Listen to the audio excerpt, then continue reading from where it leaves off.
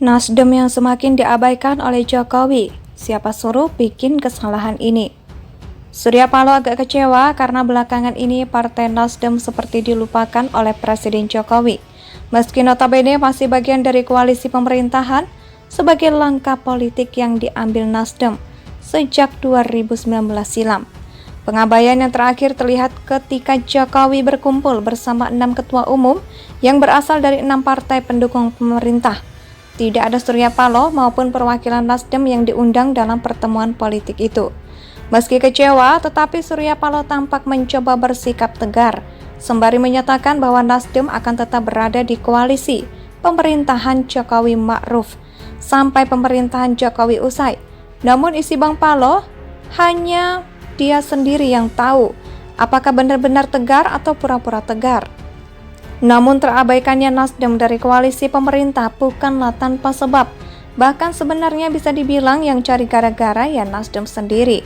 Siapa suruh Nasdem tanpa permisi menjadikan Ganjar Pranowo sebagai salah satu kandidat bakal capres bersama Anies Baswedan dan Andika Perkasa. Tindakan yang menjadi kesalahan pertama karena mengusung orang tanpa permisi, juga tanpa etika politik dengan berkomunikasi ke partai yang menaungi Ganjar. Kesalahan kedua Nasdem adalah dengan menjadikan Anies sebagai bakal capres, lalu pada saat bersamaan menolak keluar dari koalisi dan tidak menarik kadernya dari kabinet pembantu Presiden Jokowi. Ini apa-apaan sebenarnya? Habis mengusung sosok yang bikin repot pemerintah pusat selama 5 tahun, bahkan sampai sekarang dengan warisan hasil kerja yang amburadul, malah berharap Jokowi tetap merangkul dan baik hati, seolah tidak terjadi apa-apa. Kan aneh namanya. Nanti semisal pas pertemuan antara 6 ketum parpol kemarin Surya Paloh hadir, nanti malah bisa bikin masalah.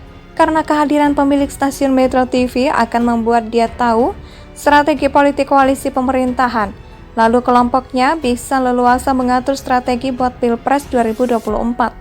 Lah kok enak, mendingan tidak diajak sama sekali. Karena bisa dibilang persaingan menuju Pilpres 2024 sudah dimulai. Bahkan pada beberapa kesempatan bisa dibilang agak menghangat yang akan semakin panas mendekati Oktober 2023. Ketika pendaftaran duet bakal Capres-Cawapres resmi dibuka. Jadi bagaimana sekarang? Ya silakan dinikmati saja berbagai drama yang masih akan tersaji 5 bulan ke depan.